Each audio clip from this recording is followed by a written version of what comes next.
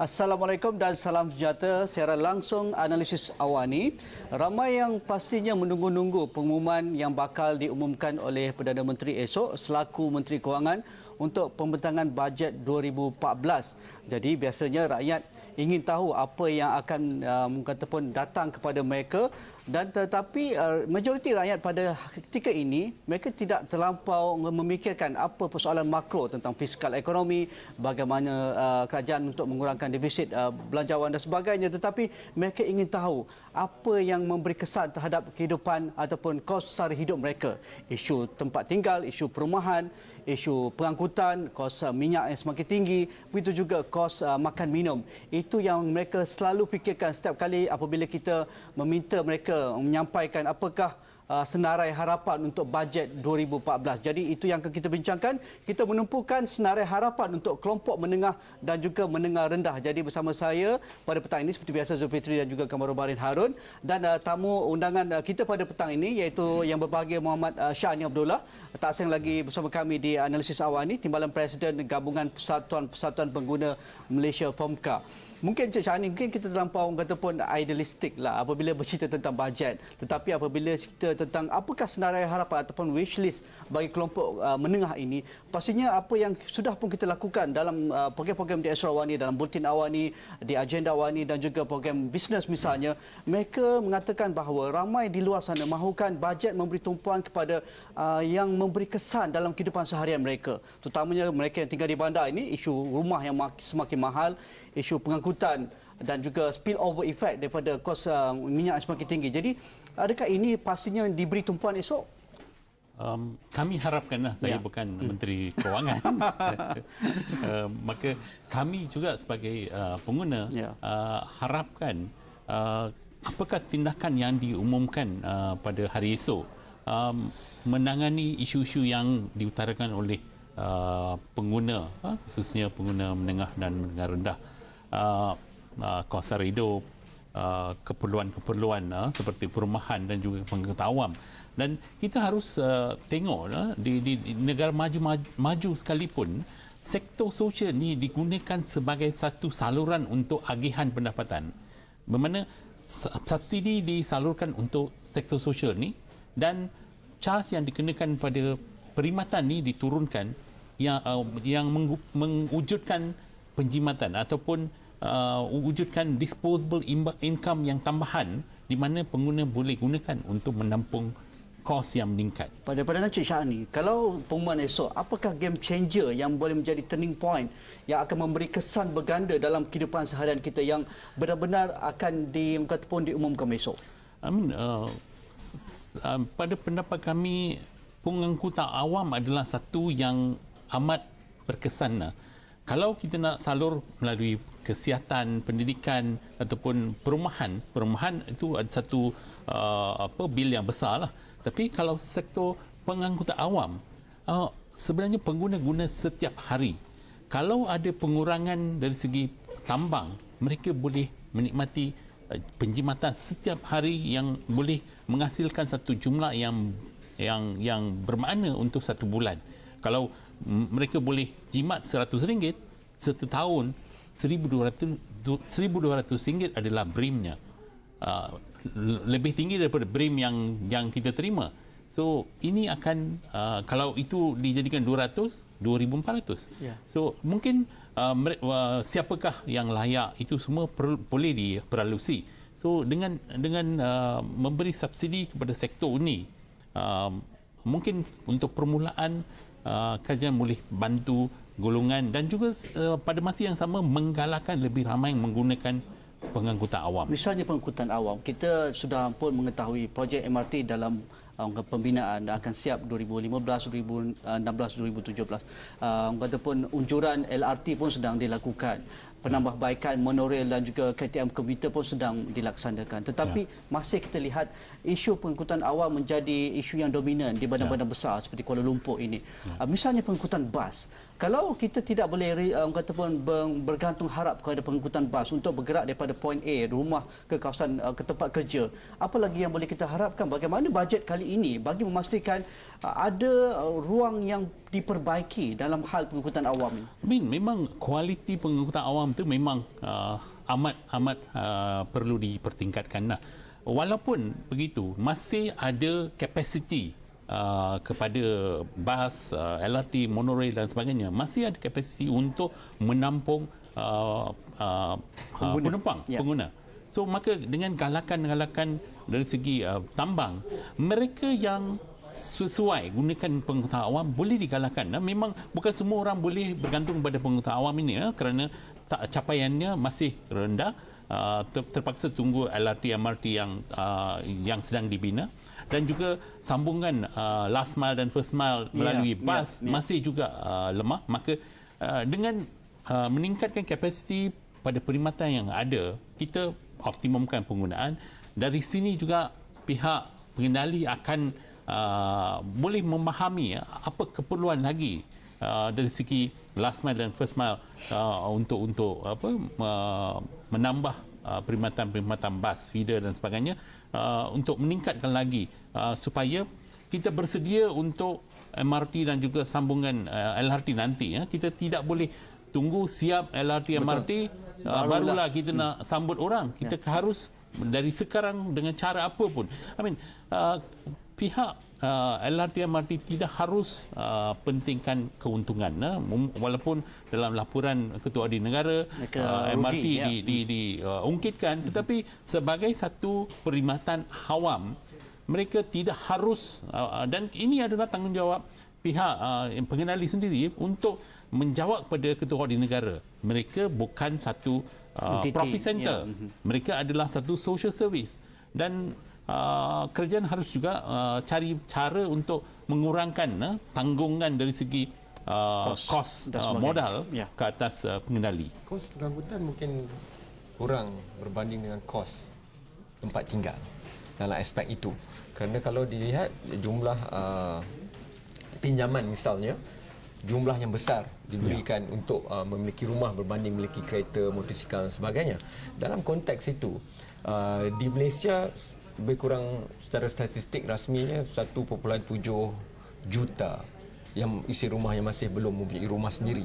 Dalam konteks itu, Kerajaan Bersama Nasional menjanjikan 1 juta rumah. Kalau pun 1 juta rumah itu dalam jangka masa 5 tahun dapat dibina, masih ada lagi 0.7 itu. Tapi tentunya jumlah itu akan bertambah dengan pendudukan dan sebagainya.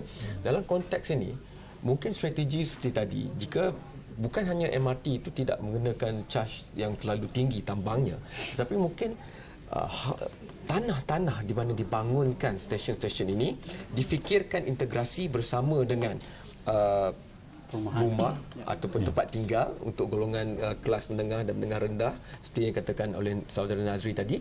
Itu sudah pun disebutkan oleh SPNB dan sebagainya. Tapi mungkin kita mahukan itu bukan alternatif tetapi menjadi pilihan utama bagi pembangunan yang membabitkan prasarana pengangkutan dan juga tempat tinggal sebenarnya. Sebelum Cik Syahani respon tu, kita rehat dahulu. Jumpa lagi selepas ini.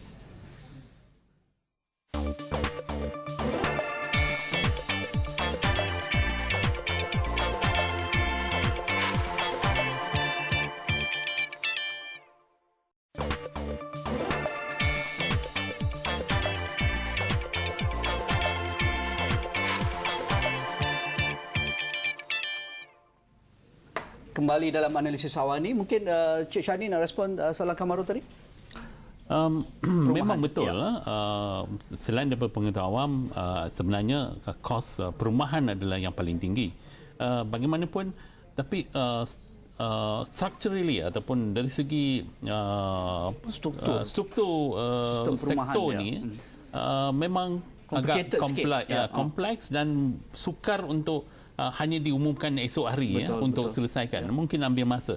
Bila kita tengok rancangan SPNB pun, walaupun kerajaan arahkan SPNB nak bina rumah 80,000 setahun, kajian SPNB sendiri menyatakan sektor pembangunan hartanah tidak mampu nak sediakan lebih daripada 50,000. Itu sendiri akan mengekang rancangan kita. Bermakna kita harus fikir semula bagaimana nak menambah kapasiti sektor ini untuk mengeluarkan permintaan yang begitu tinggi seperti dirancang. Maka macam mana kos subsidi itu perlu dirancang. Saya tidak harapkan perkara itu boleh diumumkan sebegitu cepat. Tapi kami harapkan itu juga dijadikan satu tumpuan di mana dari segi jangka sederhana perumahan juga dijadikan satu saluran untuk menambah pendapatan pengguna. 2013 juga menyaksikan kebimbangan rakyat Malaysia terhadap kes keselamatan dan juga tenteraman awam, satu contohnya. Dan apabila bajet, kadang-kadang perkara itu mungkin kita nampak daripada penyaluran kepada PRM, salah satu contoh.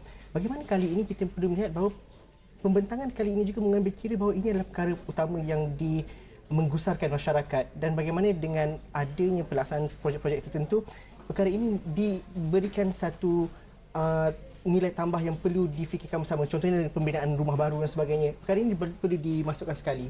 Ya, dalam semua hal setakat ini kita tengok kebanyakan tindakan adalah lebih kepada perbelanjaan modal ataupun perbelanjaan yang begitu tinggi. Tidak melibatkan memperbaiki sistem integrasi penglibatan rakyat, kerjasama agensi dan juga NGO dan rakyat setempat bersama, termasuklah polis, di mana masih janggal ataupun tidak ada hubungan pihak polis dengan rakyat. Walaupun ada jawatan kuasa, ia hanya lebih kepada politik saja, peresmian itu saja, tetapi secara tambah nilainya tiada wujud satu hubungan untuk menambah kualiti dari segi menjamin keselamatan. Di Thailand kita bersama Puan Syamsina Cik Syarif, penolong bendahari Majlis Pendidikan Awal Kanak-Kanak dan juga pengusaha Pusat Asuhan Kanak-Kanak. Assalamualaikum Puan Syamsina. Waalaikumsalam. Puan Syamsina, jika bajet 2013 yang lalu, kerajaan memberi tumpuan untuk menggalakkan penubuhan lebih banyak taska ataupun pusat asuhan kanak-kanak untuk memberi lebih banyak ruang kepada golongan kelas menengah mereka ataupun pasangan muda yang bekerja di bandar-bandar ini untuk menghantar anak mereka tinggal di pusat asuhan dan juga taska. Tetapi kali ini juga kita ingin melihat satu ataupun polisi yang lebih jelas bagaimana kos penjagaan anak-anak ini dapat dikurangkan dengan memberi insentif seperti pemotongan cukai ataupun kepada penubuhan taska di tempat-tempat kerja dan sebagainya. Bagaimana pandangan Puan Syamsina? Okey, dari tahun yang lepas hingga sekarang saya rasa sambutan untuk taska tempat kerja ni tidak berapa memberansangkanlah. Sebab dan juga taska-taska swasta, sebab pemotongan cukai dan insentif untuk penubuhan taska itu ada syarat-syarat lain pula yang terdapat. Misalnya sekiranya yuran lebih daripada 350 tidak layak mendapat geran penubuhan taska. Ya. And then kalau kita bercakap tentang taska yang berkualiti, 350 itu memang tidak memadai, ya. Tambahan pula dengan arahan gaji minima untuk pengasuh kita sebanyak RM900, ya. So itu menjadi masalah jugalah, ya, dan sekarang dibebankan pula dengan harga barang-barang makanan dan sebagainya yang tinggi, ia akan lebih membebankan pengusaha-pengusaha taska kita. Ya, terutamanya kalau kita menjual barang-barang makanan di supermarket dan sebagainya, mereka setiap kali harga minyak naik, dia pun harganya barang-barang pun naiklah, ya. Tetapi bagi kita di taska, kita tidak boleh menaikkan yuran hanya kerana harga minyak naik. Ya, apakah senarai wishlist Puan Syamsina untuk menggalakkan penubuhan taska dan penubuhan taska yang berkualiti yang boleh disandarkan oleh ibu bapa? Bagi saya, kita lihat jiran-jiran dan negara-negara majulah. Yang sebenarnya tanggungjawab taska ni adalah tanggungjawab kerajaan. Ya, ada di negara-negara tak perlu pun ada taska swasta ni kerana taska-taska kebanyakannya dijalankan oleh pihak kerajaan sendiri. Ya, ataupun kalaupun kerajaan tak mampu berbuat demikian, mungkin apa yang kita boleh buat ialah supaya pengusaha taska ini dilihat sebagai satu servis kepada masyarakat. Ya, di mana kita tak perlu menyusahkan pengusaha dengan lesen untuk mengubah kegunaan bangunan kepada taska yang ada negeri-negeri yang charge beribu-ribu tu. Ya, so maybe kita boleh kata taska ini ialah satu servis kepada orang ramai, ya. Jadi kalau pengusaha tidak dibebankan dengan perbelanjaan utility yang tinggi misalnya, ya, dan ada pula subsidi untuk pengasuh, ya, subsidi untuk ibu bapa. Jadi ia tidak akan membebankan ibu bapa itu. Ya, sebab kenaikan harga barang-barang ini akan, saya rasa, memberi banyak tekanan emosi bukan saja kepada pengasuh, pengusaha, tetapi kepada ibu bapa juga. Terima kasih Puan Samshina. Saya rasa itu satu poin yang cukup bagus sekali, dan kita akan lihat juga dari sudut jaringan keselamatan sosial kerana kelompok menengah ini yang begitu orang kata pun fluid dengan isu-isu kenaikan harga minyak, isu global dan sebagainya. Bagaimana jaringan keselamatan sosial ataupun social safety net yang bakal diumumkan esok mampu menyerap segala tekanan-tekanan baik kelompok menengah dan juga kelompok menengah rendah yang terutama tinggal di bandar dan pasangan yang baru bekerja. Kita rehat dahulu, jumpa lagi selepas ini.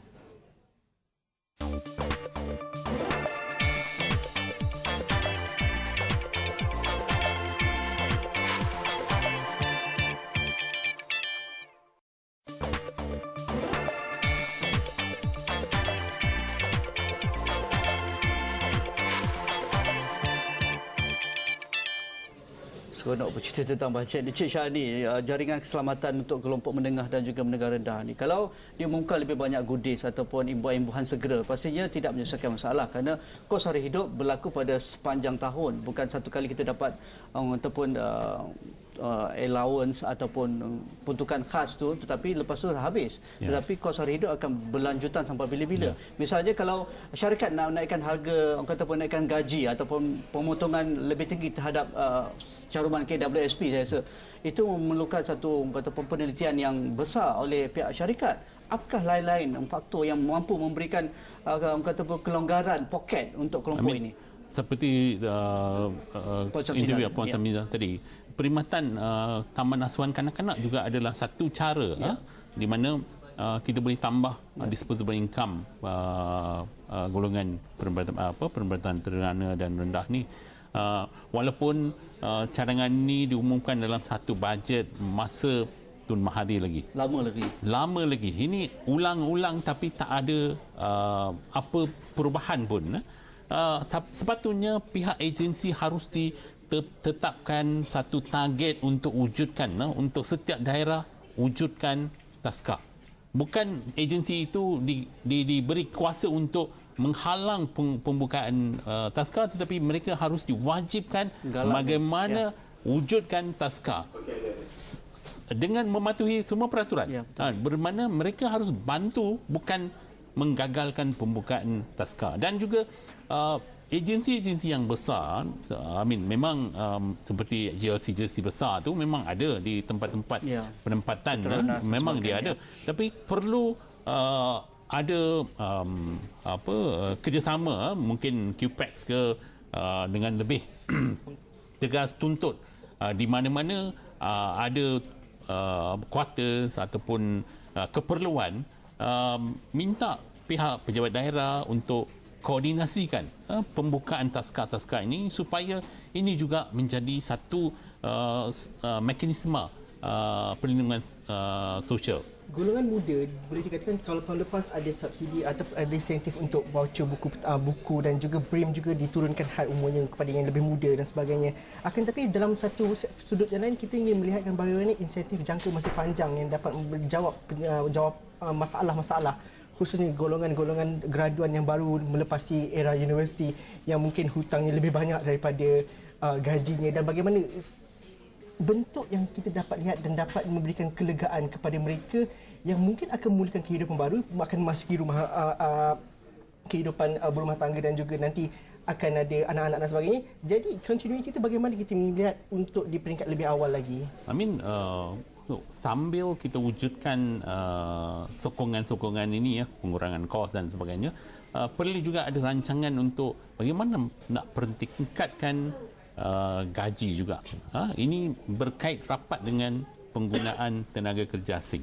Kalau mudah kedapatan tenaga kerja asing, gaji di negara ini tidak akan naik. So perlu ada satu rancangan yang lebih konkret lah untuk menguruskan tenaga kerja asing supaya akhirnya pendapatan yang mengatasi masalah keperitan hidup, kos sara hidup ini. So bagaimana kita nak tingkatkan pendapatan sambil ini adalah tindakan-tindakan jangka pendek sederhana sehingga kita mencapai pendapatan tinggi.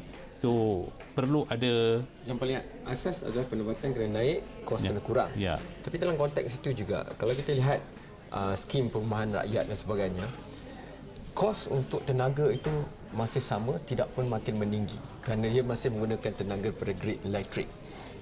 Kos untuk air misalnya juga akan sama ataupun lebih tinggi lagi.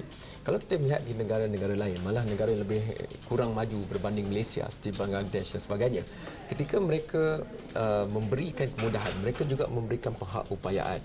Contohnya, dibebaskan mereka daripada membayar grid solar ataupun air kerana mereka menadah air hujan dalam satu tabungan besar untuk seluruh pendapatan itu, dan juga mereka menggunakan solar sepenuhnya ataupun 90% ke atas. Jadi dua kos yang besar ini, 100 lebih mungkin 100 ke 200 ringgit sebulan atau 250 ringgit sebulan itu sudah pun secara langsung dapat ditarik keluar misalnya. Jadi pemikiran inovasi bersama dengan pemikiran yang sekarang ni saya rasa perlu diadunkan dan tidak patut dilihat terasing dalam belanjawan ini untuk membuka tenaga hijau dan sebagainya. Pada masa yang sama tidak melihat terasing dengan pendapatan rakyat menengah rendah termiskin misalnya. Itulah masih air dan tenaga, even petrol masih murah, terlalu murah untuk menggalakkan pembangunan teknologi alternatif ni, tenaga hijau. So itu yang menjadi satu yang mengekang anjakan ini. So bermakna kita juga harus manage sumber yang ada. Bagaimana nak meningkatkan efisiensi? Hanya kos akan memaksa sesiapa untuk mencari inovasi supaya kita lebih inovatif. Maksudnya semua polisi perlu ada kesinambungan. Kalau kita buka air pipe begitu murah, tak ada orang nak kisah tentang nak menadah air hujan. So walaupun ada peruntukan-peruntukan untuk mengadakan penadahan air hujan untuk semua bangunan, tetapi tidak menjadi kerana semua orang boleh bayar kos air.